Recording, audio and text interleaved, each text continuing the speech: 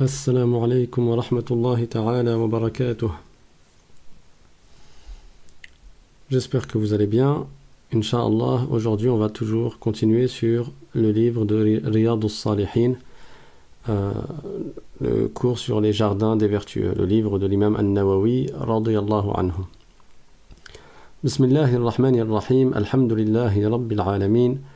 وصلى الله وسلم على سيدنا محمد وعلى آله وصحبه الطيبين الطاهرين اللهم لا سهل إلا ما جعلته سهلا وأنت يا حي يا قيوم تجعل الحزن إذا شئت سهلا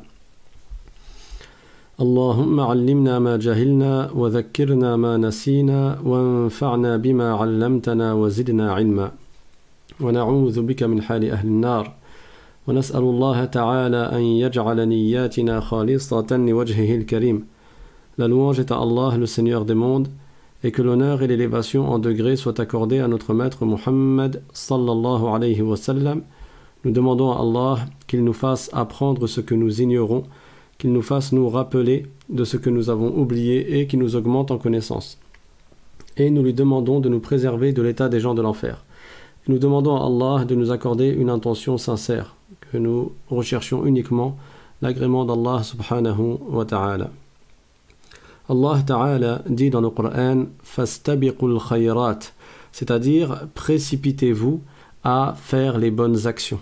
Et dans un autre verset du Coran, Allah ta'ala dit wasari'u ila maghfiratin min rabbikum wa jannatin 'arduha as-samawati wal ard u'iddat lil muttaqin.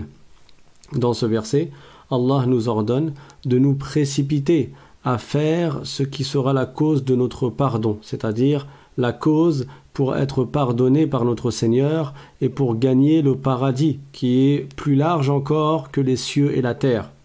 Et ce paradis a été réservé aux muttaqin. Allah Ta'ala a donc incité dans le Coran à nous précipiter pour faire le bien et à ne pas retarder le bien que nous pouvons faire. Et dans ce contexte-là, l'imam An-Nawawi rahimahullah a nommé un chapitre qui est le 10e chapitre de son livre Les Jardins des Vertueux, Babu al-mubadarati ila al-khayrat wa hathi man tawajjaha li khayrin ala al-iqbali alayh bil jiddi min ghayri taraddud. C'est-à-dire que ce chapitre concerne le fait d'être toujours le premier à faire les bonnes choses, de se précipiter pour être le premier à faire les bonnes choses. Et dans ce chapitre, il y a l'exhortation de celui qui entreprend de faire une bonne action à s'y consacrer avec sérieux et avec détermination. Donc, quand tu veux faire un bien, tu le fais avec le plus grand sérieux possible et tu ne retardes pas ce bien.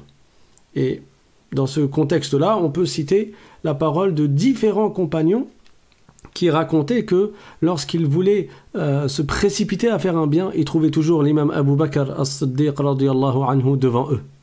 Omar radiyallahu anhu, il lui est arrivé une histoire dans laquelle il a eu pendant une période, un moment de sa vie, beaucoup d'argent. Et à ce moment-là, le prophète sallallahu alayhi wa sallam a incité à donner fi sabilillah, à donner dans l'intérêt de la da'wa, dans le sentier, dans la voie que Dieu agrée, c'est-à-dire à faire une aumône. Alors Omar, à ce moment-là, il s'était dit, si je peux battre Abu Bakr une fois, si je peux le devancer une fois, si je peux faire plus que lui une fois, c'est bien cette fois-ci. Parce que Abu Bakr est toujours devant nous. À chaque fois qu'il s'agit de faire un bien, on le trouve toujours devant nous. C'est dans cela que les compagnons faisaient la course. C'est dans cela que les compagnons faisaient la compétition. Et Dieu dit dans le Coran, وَفِي ذَلِكَ فَلْيَتَنَافَسِ الْمُتَنَافِسُونَ, c'est-à-dire, c'est dans cela, dans ce qui te mène vers le paradis, et dans le fait de gagner le paradis, que vous devez vous précipiter et faire la compétition. Or, nous vivons dans un monde où, pas seulement à notre époque, mais dans beaucoup d'époques, la plupart des gens se précipitent et font la compétition pour les choses éphémères de ce bas monde, pour des bienfaits éphémères, des richesses éphémères, pour un plaisir, un bonheur, une gloire, une réussite qui sont éphémères, qui ont une fin, puisqu'il s'agit des bienfaits de ce bas monde. Mata'ud dunya, les bienfaits et les plaisirs qui sont éphémères et qui font partie de ce bas monde. Donc Omar radiyallahu anhu, étant donné qu'il avait beaucoup d'argent, il s'était dit, bon ben si je peux battre Abu Bakr une fois dans ma vie, c'est bien cette fois-ci. Et quand le prophète sallallahu alayhi wa sallam a incité à faire un don, Omar radiyallahu anhu, étant donné qu'il avait beaucoup d'argent, ben il a donné beaucoup d'argent. En fait, il s'est séparé de la moitié de sa fortune.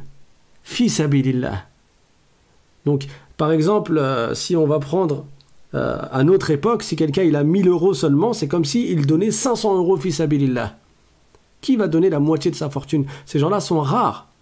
Ou quelqu'un qui a 2000 euros, il va donner 1000 euros. Quelqu'un qui a 5000 euros, il va donner 2500 euros fi sabilillah. Quelqu'un qui a 10 000 euros, il va donner 5000 euros fi sabilillah. Etc., etc. Omar radiyallahu anhu, il a donné énormément. Et il avait beaucoup d'argent à ce moment-là. Il a donné la moitié de sa fortune. Quand il est arrivé au prophète sallallahu alayhi wa sallam, le prophète lui a demandé, il ne lui a pas dit combien as-tu donné, mais il lui a dit combien as-tu laissé à ta famille. Alors Omar radiyallahu anhu lui a répondu, je lui ai laissé la moitié. J'ai laissé à ma famille la moitié de mes biens, la moitié de ma fortune. Puis Abu Bakr radiyallahu anhu, il est venu et il a donné une part, il a donné également une somme d'argent pour qu'elle soit utilisée dans l'intérêt de la propagation de la vérité. Et le prophète sallallahu alayhi wa sallam lui a dit, qu'est-ce que tu as laissé à ta famille? Et Abu Bakr radiyallahu anhu a répondu, Allah wa rasuluh, Allah wa rasuluh. C'est-à-dire, je leur ai laissé la confiance en Allah et en son messager. L'amour d'Allah et son messager, la confiance en Allah subhanahu wa ta'ala et en son messager sallallahu alayhi wa sallam.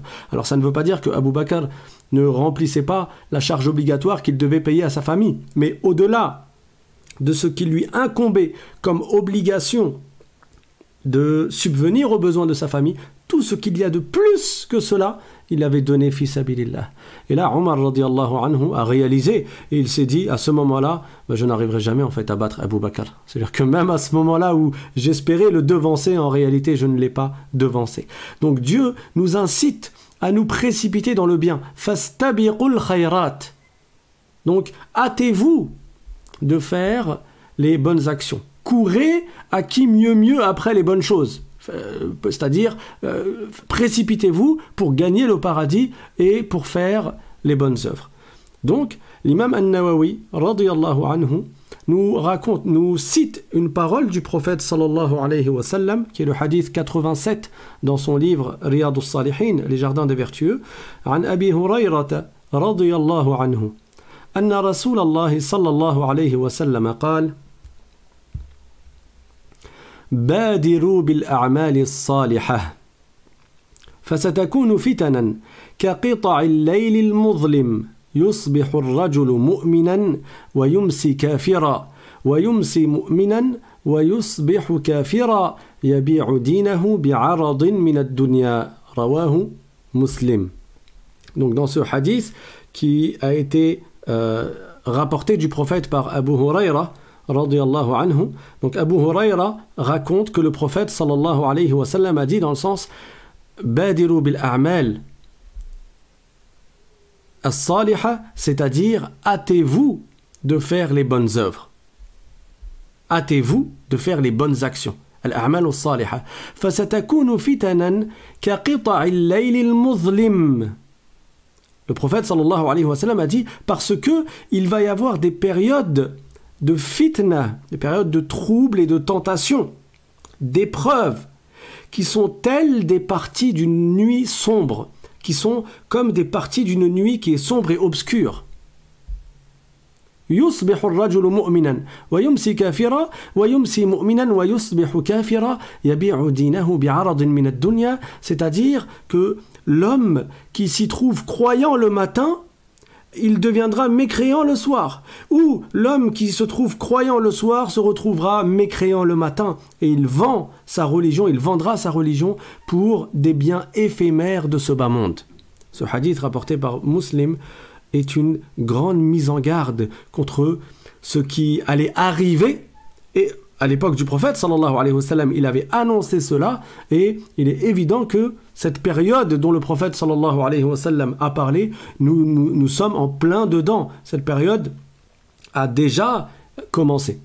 Donc, Le prophète sallallahu alayhi wa sallam a commencé ce hadith en disant Badiru bil a'mal as-salihah, c'est-à-dire hâtez-vous de faire des bonnes actions, des bonnes œuvres. Donc ne retarde pas le bien que tu peux faire. Pourquoi? Parce qu'il va y avoir des périodes où il y aura tellement de fitna. Et la fitna ici, c'est au sens large. Donc ça peut être des tentations qui vont t'écarter du droit chemin et qui vont en fait te distraire de faire des bonnes actions. Tout comme ça peut être des épreuves qui à cause de la mauvaise gestion de ces épreuves, la personne va également être distraite et s'éloigner de faire les bonnes œuvres. Elle va être distraite quant au fait de faire des bonnes œuvres. Donc dans tous les cas, quels que soient ces fitna-là, que ce soit des épreuves qui touchent la personne et qui font qu'elle devient feignante et qu'elle retarde l'accomplissement des bonnes actions. Ou alors des épreuves dans le sens de tentation qui éloignent la personne du droit chemin et qui donc l'éloignent également de faire des bonnes actions. Dans tous les cas, le prophète sallallahu alayhi wa sallam a annoncé ces fitna. Et il a dit quoi? Il a dit que viendra des périodes de fitna, donc de dissension ou d'épreuves, dans un sens plus général, qui sont telles des parties d'une nuit obscure. Et ça deviendra, et le prophète sallallahu alayhi wa sallam, il cite un exemple de ces fitna. Et cet exemple est gravissime. Il dit alayhi salatu wassalam que dans ces périodes-là, il y a des gens qui seront le matin croyants et le soir mécréants. Ou inversement, le soir croyant et le matin mécréant. Et qu'est-ce qui les a menés vers la mécréance? C'est justement soit les tentations, soit le fait de s'être éloigné des bonnes œuvres. Donc ce hadith est une incitation à faire les bonnes œuvres, parce qu'en t'attachant à faire al-a'mal as-salihah, en t'attachant à accomplir les bonnes actions, cela va te préserver et te protéger contre ces fitnas qui t'éloignent des bonnes actions et qui t'éloignent du droit chemin. Donc en fait, mets entre toi et les fitnas une armure. Cette armure, c'est quoi? C'est de faire les bonnes actions. Un jour, le prophète sallallahu alayhi wa sallam, des gens sont venus à lui pour lui dire qu'il y a quelqu'un qui faisait des prières la nuit. Et le jour, il allait voler. Donc il faisait du haram. Et c'est un grand péché. Dans beaucoup de cas, le fait de voler est un grand péché. Le prophète sallallahu alayhi wa sallam, que leur a-t-il dit? Il leur a dit que sa prière la nuit va lui faire arrêter son péché en journée. Donc, le fait de faire des bonnes actions, ça t'éloigne des mauvaises actions. Et ça te protège de ces fitnas-là qui t'éloignent justement des bonnes actions. Par contre, plus la personne s'affaiblit et affaiblit son cœur en s'éloignant des bonnes œuvres et en retardant l'accomplissement des bonnes œuvres, et plus les fitnas vont lui tomber dessus et elle ne saura pas les parer. Elle ne saura pas justement se protéger contre elles. Et ça va empirer son cas. Au point qu'une personne qui sera croyante le matin se retrouvera mécréante le soir.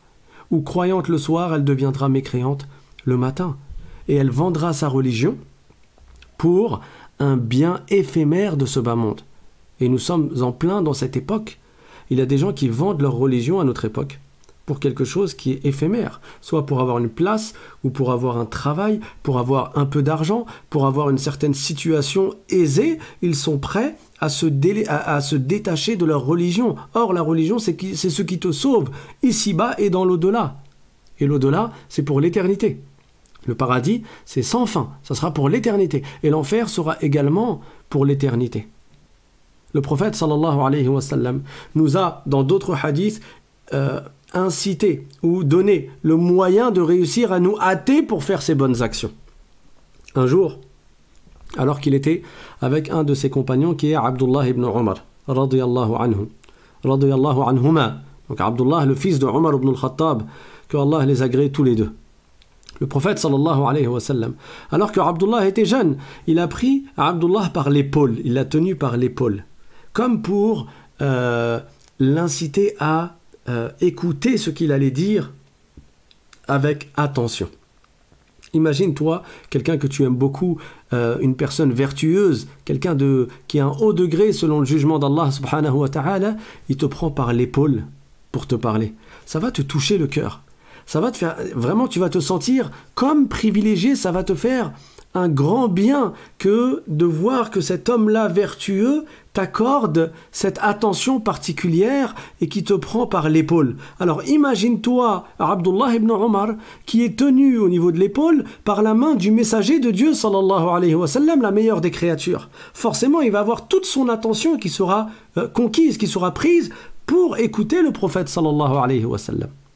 Et là, le prophète sallallahu alayhi wa sallam lui a dit « Kun fi dunya ka'annaka gharibun ou abiru sabil ». C'est-à-dire, sois dans ce bas monde comme si tu étais un étranger ou plus encore comme si tu étais en voyage.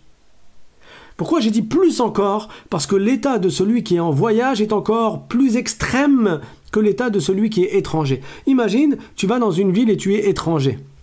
Est-ce que tu vas perdre du temps dans des conflits avec les gens? Tu n'as pas le temps pour ça. Tu es un étranger, déjà tu connais personne, tu ne connais pas grand monde, et donc tes interactions avec les autres sont juste dans ce qui est de l'ordre de ce qui est nécessaire et ce dont tu as besoin. Et pour le reste, tu accomplis ce que tu es venu faire dans cette ville ou dans ce pays. Tu n'as pas le temps parce que tu es un étranger. Et le prophète a dit ou plus encore un voyageur. Parce que quand tu es un étranger, c'est possible que tu vas quand même rester 1 an. C'est possible que tu vas quand même rester 2 ans. Mais un voyageur, tu es de passage. Mais là, tu prêtes encore moins attention aux gens. Pourquoi? Parce que tu sais que tu ne vas pas rester là. Tu ne vas pas bâtir ta maison ici, puisque tu sais que tu es de passage. Tu ne vas pas défaire tes valises comme si tu allais rester. Non, tu es juste de passage. Tu prends ce que tu as besoin pour continuer ton voyage. Tu prends uniquement tes provisions et tu voyages léger.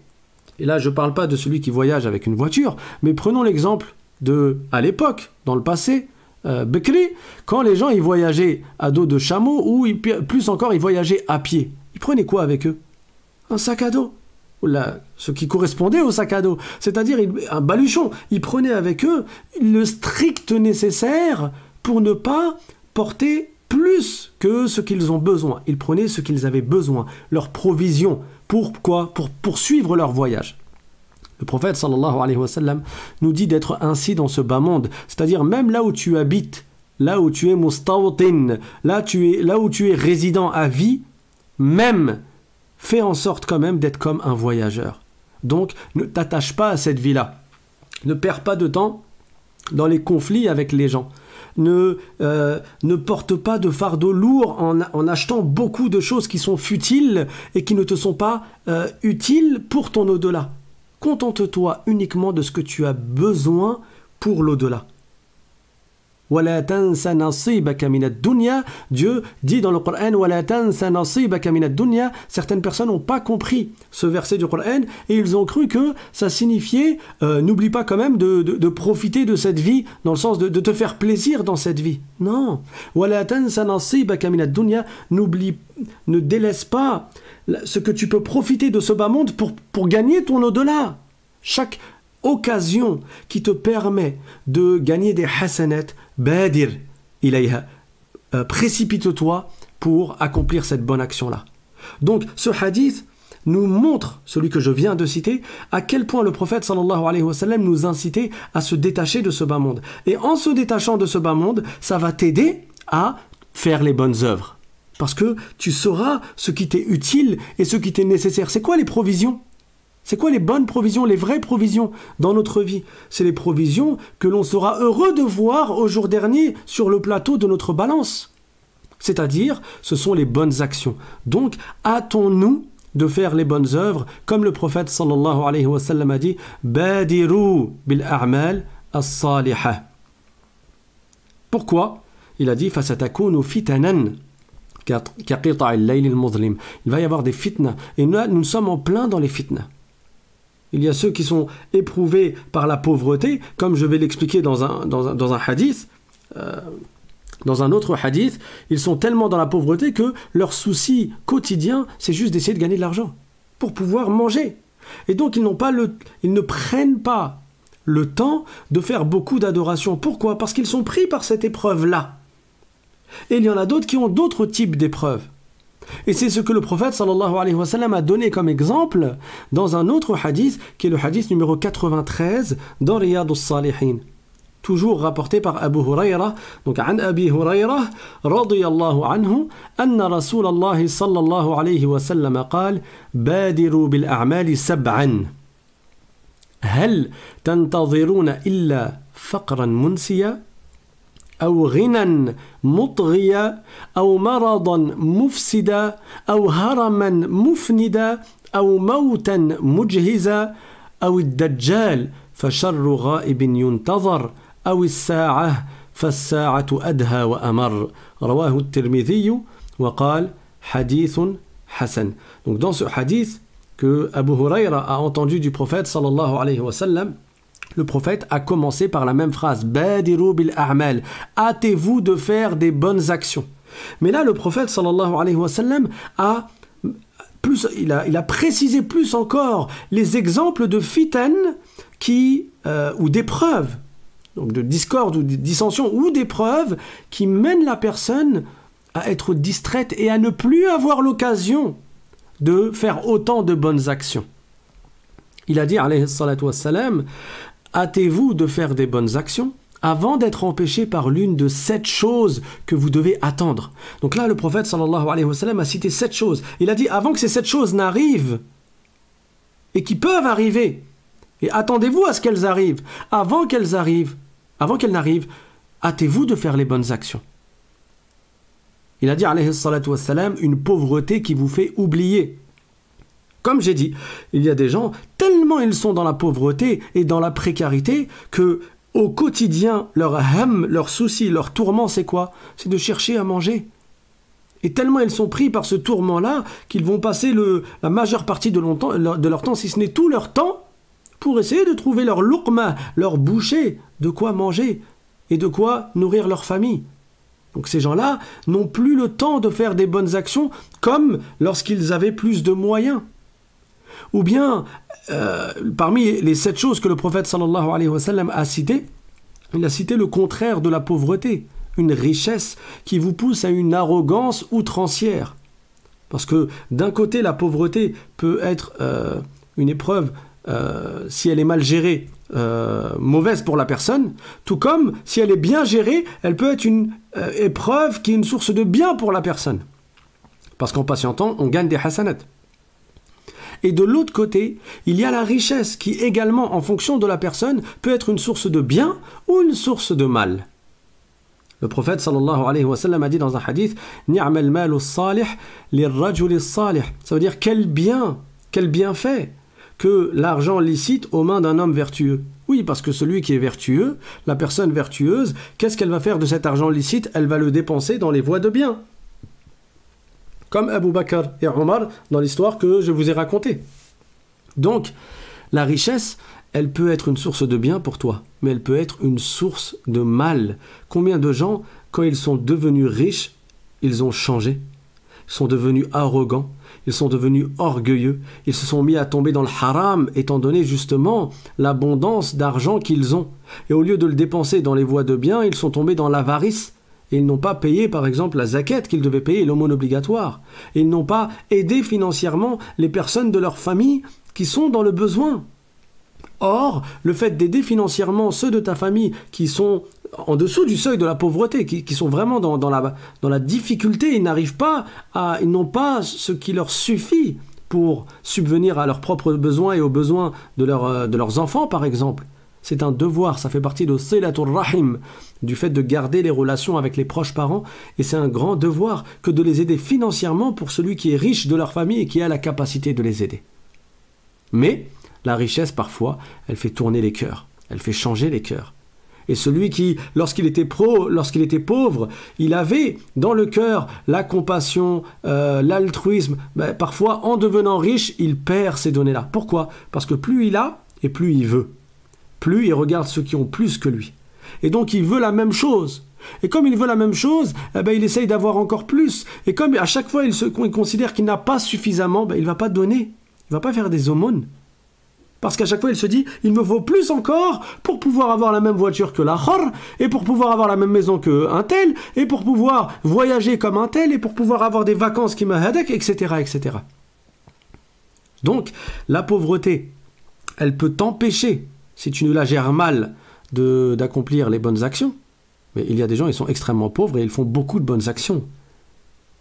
Donc la pauvreté n'est pas forcément une excuse pour que la personne ne fasse pas de bonnes actions. Non, il suffit de bien la gérer en patientant, en se fiant à Allah subhanahu wa ta'ala et en faisant preuve de tawakkul.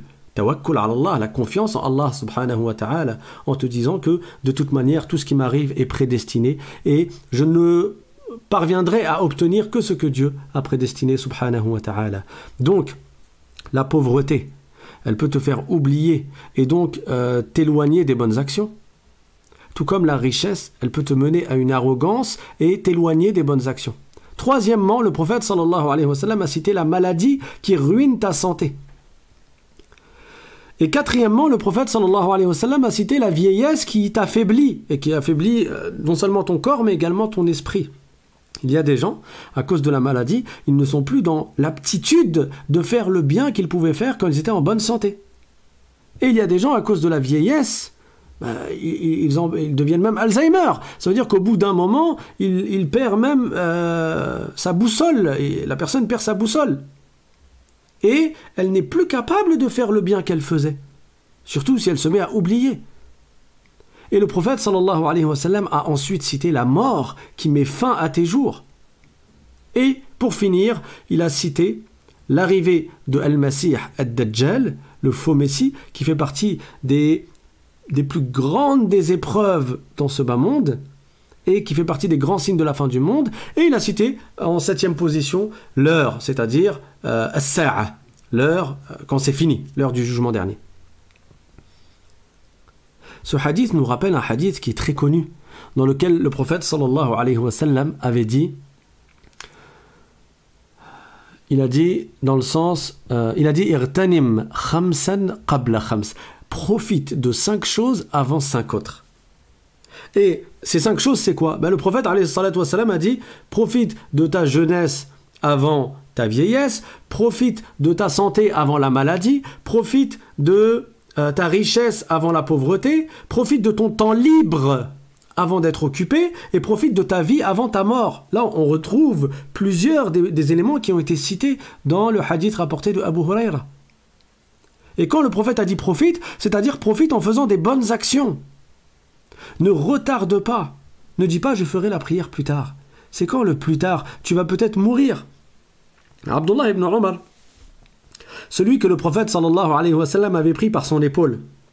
Il l'avait pris par l'épaule et lui avait dit Kun fi dunya ka'annaka gharibun aw 'abiru sabil. Sois dans ce bas monde comme un étranger ou comme quelqu'un qui est en voyage, qui est de passage et en voyage. Ce même Abdullah ibn Umar, qu'est-ce qu'il disait? Il disait Idha amsayta fala tantazir as-sabah wa idha asbahta fala tantazir al-masa'. Si tu te retrouves la nuit, ne t'attends pas à vivre jusqu'au matin. Ça veut dire quoi, ne t'attends pas à vivre jusqu'au matin? Ça veut dire fais ce qu'il faut pour être prêt pour la mort. En te repentant, en faisant les bonnes actions, en ne retardant pas le bien que tu peux faire. Parce que tu te dis, peut-être demain matin je serai mort. Et si tu vis le matin, ne t'attends pas à vivre jusqu'au soir. Et ensuite il a dit wa khudh min sihhatika limaradika wa min hayatika limautika, et profite de ta bonne santé avant d'être malade et profite de ta vie avant de mourir. Ça veut dire quoi? Hâte-toi de faire les bonnes actions.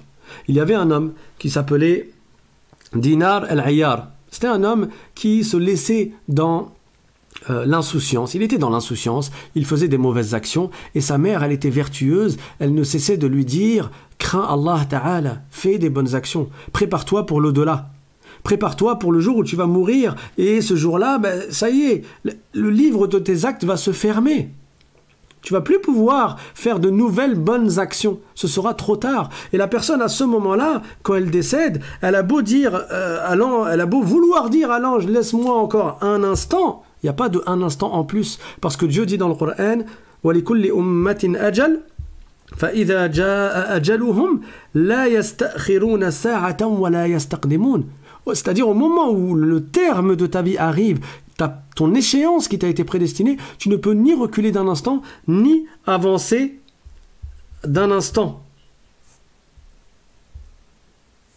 Allah Ta'ala dit dans le Coran au sujet de certaines personnes, حتى إذا جاء أحدهم الموت قال رب ارجعون لعلي أعمل صالحا فيما تركت كلا إنها كلمة هو قائلها ومن ورائهم برزخ إلى يوم يبعثون. C'est-à-dire qu'il y a des gens, ce n'est qu'au moment de leur mort où ils diront oh Allah a fait que je revienne dans cette vie. لعلي أعمل صالحا فيما تركت. Puisserais-je en tout cas que je puisse faire des bonnes actions là où j'avais manqué de faire des bonnes actions. Faites-moi revenir dans ce bas monde. كلا إنها كلمة هو قائلها. Oh que non, tu ne vas pas revenir dans ce bas monde. C'est fini. Ce n'est qu'une parole que cette personne dira. Et après leur mort, ces gens-là, ils seront dans le barzakh, c'est-à-dire cette vie après la mort qui est une vie particulière, qui est dans la tombe, où certains auront une félicité et où d'autres se feront châtier pour leurs péchés. Et ce, jusqu'au jour de la résurrection. Jusqu'au jour de la résurrection, la personne, elle sera dans sa tombe, tributaire de ses actes, en fait. Elle dépendra des actes qu'elle a accomplis dans ce bas monde. Mais elle ne pourra plus revenir en arrière. Donc, la maman de Dinar al-Ayyar, elle l'exhortait et elle lui disait de se réveiller et de faire les bonnes actions. Hâte-toi de faire des bonnes actions avant la mort. Dinar al-Ayyar ne prêtait pas attention à ce qu'elle lui disait. Et un jour, il s'est retrouvé dans un cimetière. Et là, il a vu un os. Un os. Il a pris l'os dans sa main et l'os s'est effrité et il est devenu de la poussière. À ce moment-là, ça a fait comme un coup de choc, électrochoc dans son cœur. Au moment où il a vu cet os devenir de la poussière dans sa main, il s'est dit « Moi aussi, un jour, je vais devenir pareil. Moi, mon avenir, ça va être ça. Et ça, c'est notre avenir à tous. On va tous arriver à un moment où on va mourir. Et, sauf certaines exceptions, la plupart des gens, leur corps est consumé par la terre dans la tombe. Sauf certaines exceptions. Les prophètes, alayhimus salatu wassalam, sont exceptés, ainsi que certaines autres personnes. Mais pour la plupart des gens, on deviendra de la poussière. Et après, il y aura la résurrection, bien entendu. Et là, nos corps seront recomposés. Donc, Dinar al-Ayyar, il a vu cet os-là s'effriter et il s'est dit, mais moi je vais devenir pareil. À ce moment-là, il s'est repenti à Allah. Il est retourné voir sa mère. Et il était extrêmement triste de tout le temps qu'il avait perdu. Quand il avait toutes ces occasions de faire des bonnes actions, mais il les a passées dans la perte de temps. Il a perdu du temps à ne pas faire le bien. Il s'est repenti d'un repentir sincère. Et il a demandé à sa mère, il a dit « Maman, quand un esclave, il a fui, comment on fait pour le punir? Habituellement, si un esclave fugue, comment il est puni ?» Et sa mère, elle lui a répondu « En général, il est puni en étant attaché et on lui donne de la nourriture qui n'est pas de la nourriture succulente. Et il est attaché et il est vêtu de vêtements qui sont rêches, qui sont pas... C'est pas de la soie, quoi. C'est le contraire. Alors il a dit à sa mère, « Maman, je veux que tu fasses de moi la même chose. » Ça veut dire qu'il a voulu casser sa nefs. Il a voulu s'auto-réprimander et s'auto-punir de tout le relâchement dont il avait fait preuve pendant toutes ces années, pendant tout ce temps-là. Alors il passait des nuits à pleurer, il passait des nuits à adorer Allah et à demander pardon à Allah subhanahu wa ta'ala. Et il était dans ses vêtements qui étaient rêches, qui étaient rudes, dans cette situation d'ascétisme, de détachement total des plaisirs. Il était dans cet état-là. Et il pleurait, au point que sa mère, elle allait le voir et elle lui disait « Ya bunayya khudh li nafsika raha » « Oh mon fils, repose-toi un peu. » Et lui, il répondait à sa mère « Maman, comment veux-tu que je me repose alors que je ne sais pas si je vais aller en enfer ou au paradis ? Comment je vais me reposer ici-bas alors que je ne sais même pas quel sera mon état dans l'au-delà? Que va-t-il advenir de moi dans l'au-delà? Est-ce que je vais aller en enfer? Donc si ça se trouve, je vais aller en enfer et moi je continue à me reposer? Il disait non, je ne me repose pas. Et il continuait à passer ses nuits éveillé à pleurer. Jusqu'à une nuit où il s'est mis à réciter فَوَرَبِّكَ لَنَسْأَلَنَّهُمْ أَجْمَعِينَ عَمَّا كَانُوا يَعْمَلُونَ. Par Allah, ils seront tous interrogés sur ce qu'ils faisaient dans ce bas monde.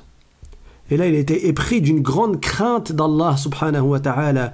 Et il ne cessait de répéter ce verset. فَوَرَبِّكَ لَنَسْأَلَنَّهُمْ أَجْمَعِينَ عَمَّا كَانُوا يَعْمَلُونَ. Par Allah, par ton Seigneur, nous allons tous les interroger sur ce qu'ils faisaient dans ce bas monde. Et il répétait le verset, et il répétait le verset, jusqu'à ce qu'il se soit évanoui. Il s'est évanoui tellement il craignait Allah, tellement il avait peur d'être châtié, pour avoir fait preuve de manquement et de relâchement dans sa jeunesse et dans les moments où il avait du temps libre et où il faisait autre chose que les bonnes actions. فَوَرَبِّكَ لَنَسْأَلَنَّهُمْ أَجْمَعِينَ عَمَّا كَانُوا يَعْمَلُونَ. Quand il s'est évanoui, sa mère, elle a eu peur pour lui. Elle est venue le voir et elle essayait de le réveiller jusqu'à ce qu'il se réveille. Mais il avait une voix qui était très faible. Il était à l'agonie par la crainte d'Allah subhanahu wa ta'ala, la crainte du châtiment d'Allah subhanahu. Alors elle lui a dit: « Oh mon fils, où allons-nous nous retrouver ?» Et il a répondu à sa mère: « Maman, si tu ne me vois pas avec les gens qui entreront au paradis, alors demande à Malik, l'ange gardien de l'enfer, après moi. » Il lui a dit: « Maman, si tu ne me vois pas avec les gens du paradis dans l'au-delà, alors demande à Malik, qui est l'ange gardien de l'enfer.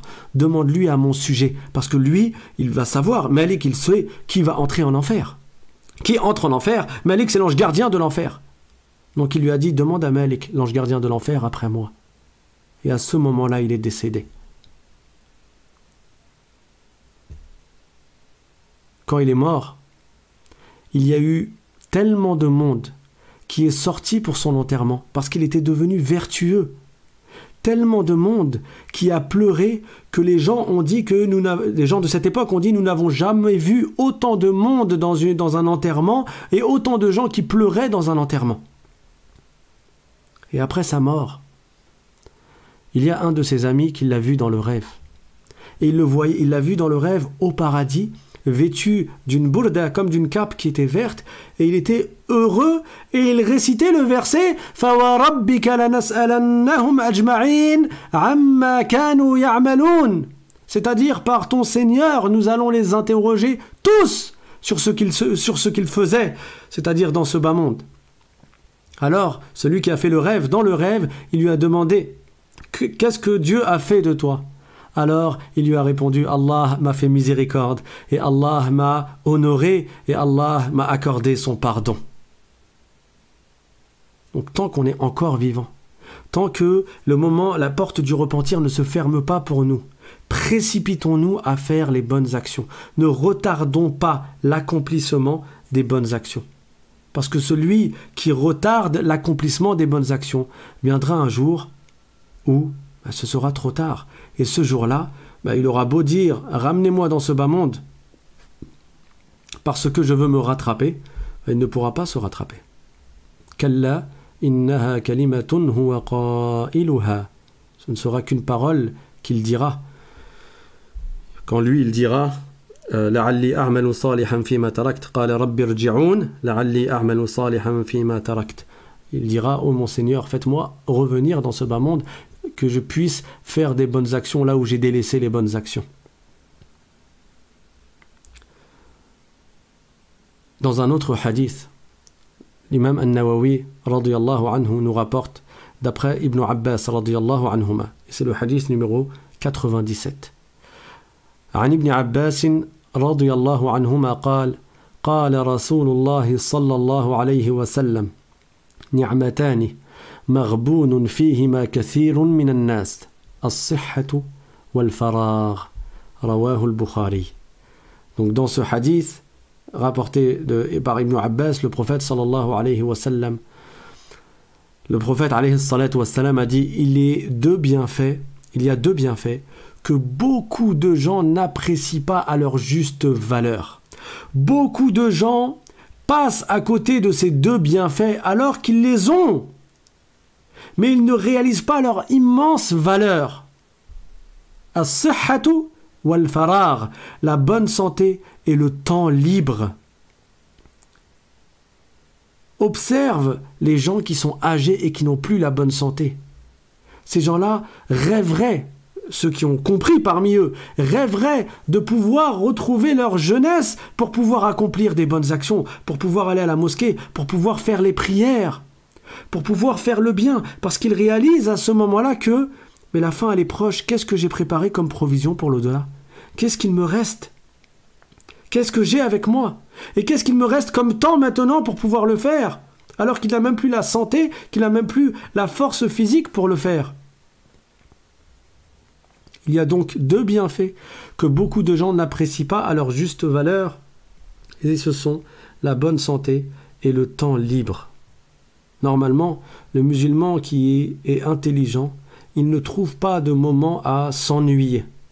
Il n'est pas censé connaître l'ennui, parce qu'à chaque moment, il a l'occasion de faire un bien, quel qu'il soit, ne serait-ce que faire du dhikr. Et ce sera l'objet, incha'Allah, du cours de la semaine prochaine. On citera des exemples et des hadiths qui nous donnent des exemples de bonnes actions que l'on peut faire dans notre temps libre et lorsque on a justement cette santé qui nous permet de faire ces bonnes actions.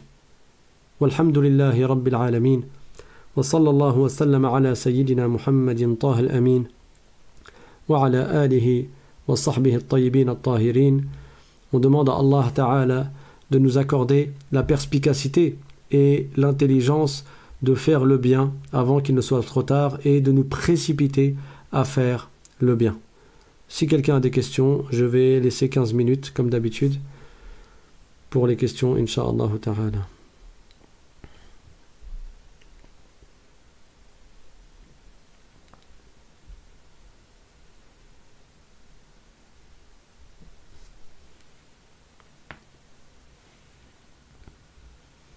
Donc en attendant les questions, encore une fois pour ceux qui sont nouveaux, je le rappelle, vous pouvez vous inscrire pour recevoir le lien du cours à chaque fois qu'il y a cours, donc tous les lundis, jeudis et samedis à 20h, vous pouvez recevoir le lien par WhatsApp. Il vous suffit de faire la demande par mail à l'islam.simplement@gmail.com.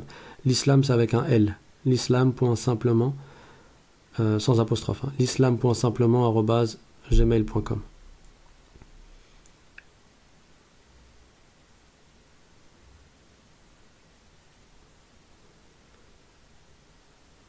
Et pour ceux qui sont nouveaux également dans la chaîne, je vous recommande d'écouter les cours précédents qui ont été donnés et qui sont disponibles sur la chaîne YouTube L'Islam Simplement.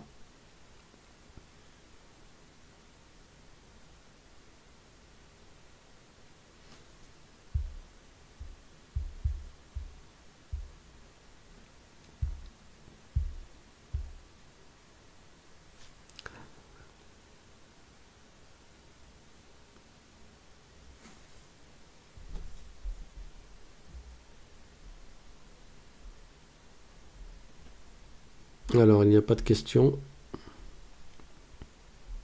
pour le moment.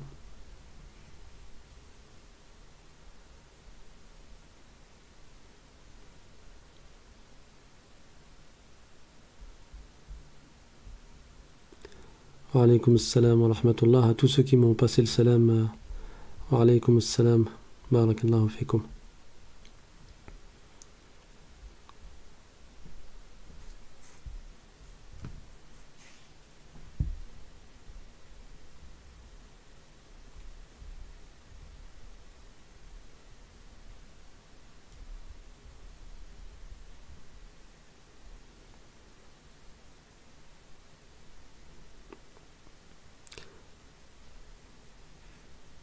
Alors, est-ce que ça bug chez moi? Parce que moi, je vois pas de questions.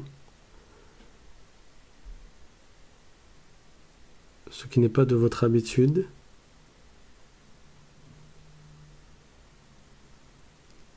Ah, ça vient d'arriver. Alors, il doit y avoir un temps de latence entre le moment où je parle et entre... Oui, là, il y a un enchaînement de questions maintenant. D'accord.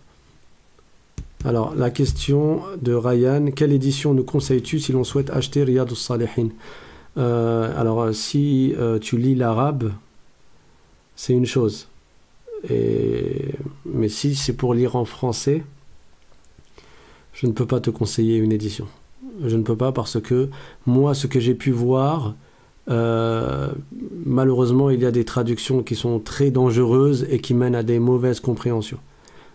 Et la science de la religion, justement, elle s'apprend par transmission orale, ce qui permet de pouvoir corriger justement ces erreurs qui ont été faites par les traducteurs, qui n'avaient pour objectif que de traduire et qui n'avaient pas forcément la compétence scientifique, religieuse, pour traduire en prenant en compte le contexte et la richesse de la langue arabe. Donc on se retrouve parfois avec des traductions qui sont très mauvaises. Alors oui, c'est un français soutenu, hein, mais par rapport à la religion et à ce qu'il n'est pas permis de dire ou d'attribuer à Allah subhanahu wa ta'ala et aux termes qu'il faut choisir et utiliser, malheureusement, ce que moi j'ai vu comme traduction, après j'ai pas regardé tout ce qu'il y avait comme édition et comme traduction disponible, mais ce que moi j'ai vu nécessite des corrections d'une très grande importance. Donc voilà, moi je ne peux pas te conseiller là une édition sur le marché.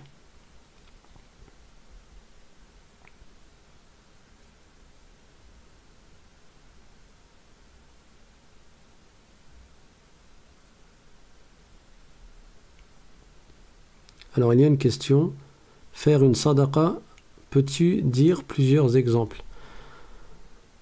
Une sadaqa, c'est une aumône. À l'origine, une aumône, c'est le fait de donner de l'argent à un pauvre. Après, le prophète sallallahu alayhi wa sallam a cité plusieurs cas de bonnes actions qu'il a comparées à des sadaqas. Il a dit par exemple, tabassumuka fi wajhi akhika sadaqa. Le fait de sourire à ton frère est une aumône. Et dans un autre hadith, et on verra ces hadiths incha'Allah, le prophète a dit que chaque fois que tu dis subhanallah, c'est une sadaqa, c'est-à-dire c'est comme une sadaqa, ça te fait gagner des récompenses, au même titre que le fait de faire une aumône te fait gagner des récompenses. Mais incha'Allah, ce sujet on l'élaborera plus en détail dans les prochains cours. Ah, donc tu demandes une édition en arabe. Inch'Allah, renvoie-moi la question par mail. Comme ça, là c'est pour celui qui a posé la question pour l'édition de Riyad al-Salihin. Je te l'enverrai par mail, Inch'Allah.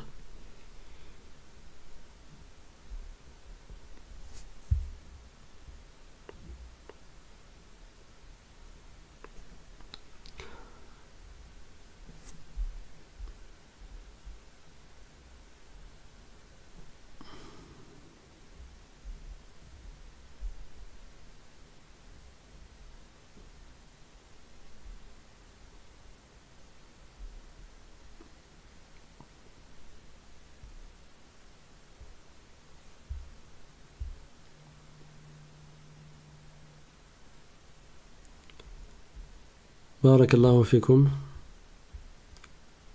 On va s'arrêter là, Inch'Allah, pour aujourd'hui. Donc, je vous donne rendez-vous lundi, Inch'Allah, pour le cours sur le Tawhid. Et ensuite, jeudi, pour le cours sur la prière. Barakallahu fikum. Allahumma arhamna bi rahmatika al-wasi'ah. اللهم اغفر لنا ذنوبنا وإسرافنا في أمرنا وكفر عنا سيئاتنا وتوفنا وأنت راض عنا يا رب العالمين. اللهم اجعلنا هداة مهتدين غير ضالين ولا مضلين. اللهم انفعنا بالقرآن يا رب العالمين. اللهم تب علينا وسامحنا واعف عنا يا أكرم الأكرمين. اللهم باعد بيننا وبين المعاصي كما باعدت بين المشرق والمغرب.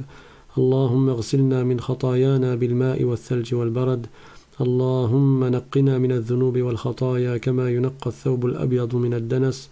اللهم افتح لنا فتوح العارفين. اللهم افتح لنا فتوح العارفين. اللهم افتح لنا فتوح العارفين. اللهم نجنا يوم الدين واغفر لنا خطايانا يا أكرم الأكرمين. وآخر دعوانا أن الحمد لله رب العالمين. وصل اللهم على سيدنا محمد وعلى آله وصحبه الطيبين الطاهرين. سبحان ربك رب العزة عما يصفون وسلام على المرسلين والحمد لله رب العالمين. والسلام عليكم ورحمة الله وبركاته.